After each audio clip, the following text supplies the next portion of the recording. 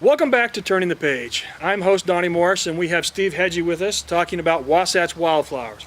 Before the break, we were talking about edible plants. Steve, give us some recommendations. Well, I will. Kara, you asked the question about the edible plants. Yes. And I guess you said off break that you have a recipe for nettle.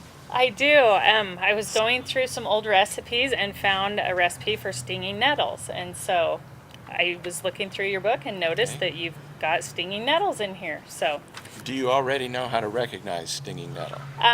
other than at my grandmother's as a little kid when we came screaming out of the bushes, no. Okay. So, Well, stinging nettle is commonly used as an herbal.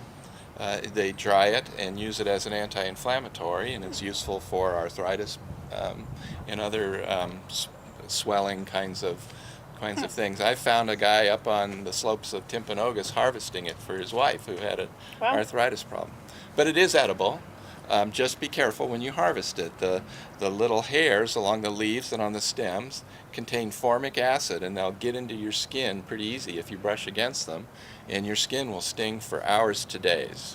yes, I remember that. So, Now, to go further with edible plants, there are many wild onions out there, but the bulbs tend to be small, like the end of my thumb. okay. And they tend to be buried 6 to 10 inches deep, so it's a lot of Oh, wow. work to get at them.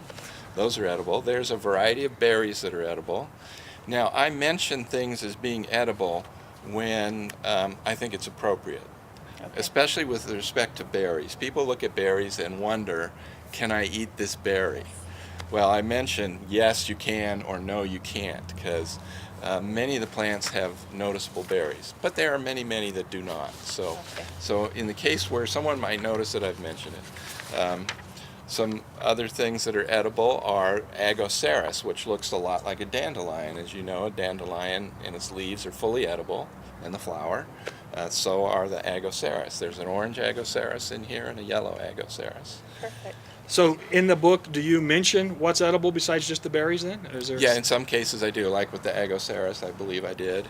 And but primarily it's the berries. What Okay. I would like to do is we are having you come to sign these books at our store on April 30th from noon to 2 o'clock. And I will bring the recipe for the stinging nettles to that book signing. And so if anybody else has questions, they can come and meet you there and ask questions about what plants are edible. So That's I think good. that'd be I'll like to look at that and try it too. good. Now, Steve, you gave me a list of your current favorite flowers. Now, why'd you use the term current? Well, it seems to vary from year to year and maybe sometimes through the season. But right now my current favorites happen to be the tufted evening primrose, which you can find all along the valley here in anywhere where it's kind of a little rocky hill or whatever. They grow all over around here.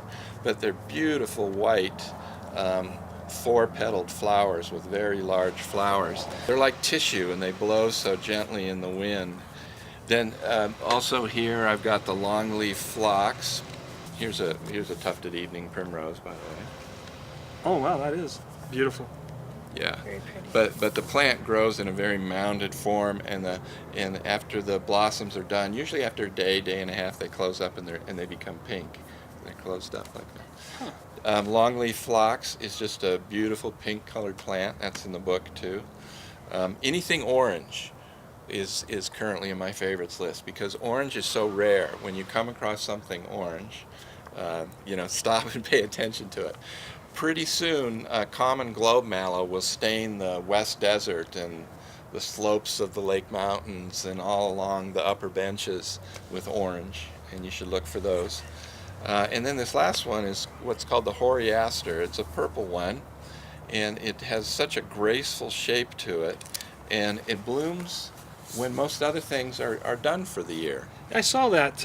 Looking through the book earlier, I was looking for flowers that may bloom in different times of the year than normal. And this is one of them that blooms in October. Yes. Well, yeah. It'll start blooming in August, and you can find it blooming all the way through October. Tell us what else you're working on. I'm always working on trying to see flowers I haven't seen. I've got pictures for about 500 species. And that's not all of them? No, there's thousands out there. In Utah? Yeah. Wow. So there's more I'd like to see, and with some of my pictures, I'd like to get better pictures of ones that I have. I also know that you're putting together a calendar. The publisher took 12 of the pictures out of this book and made a large format calendar out of them, and it looks great. It'll come out- 2010 or 11? It's a 2011 calendar, so it'll come Okay. out a little later in the year, although all the work's been done already. Well, sweet. Any last questions? Well, one of my comments, what I like about this book is it's sturdy and it's small, so you can put it in your backpack, throw it in when you go on a hike. We love to hike, so I'm bringing this on my next hike so I can identify the flowers and look really smart. Well, there's you'll find opportunities to help other people, asking about flowers and so forth. For example, the BYU grounds crew was up on the trail to the Y, spraying this plant, which you'll find here in here called the blazing star. It is a gorgeous, Wow. gorgeous plant, and the flower's about that big across.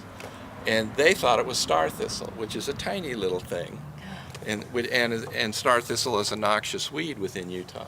But if you had your book with you, you could have said, "Hey guys, why are you spraying this?" "Oh, it's star thistle." "Well, no, it's beautiful blazing star." Anyway, there's lots of opportunities to participate and help.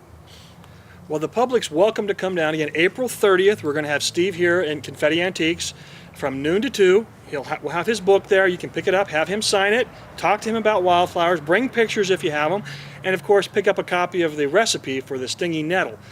Along with Steve, we're going to have Joy Bosey and Karen Basto, who are going to be here talking about joy in the garden.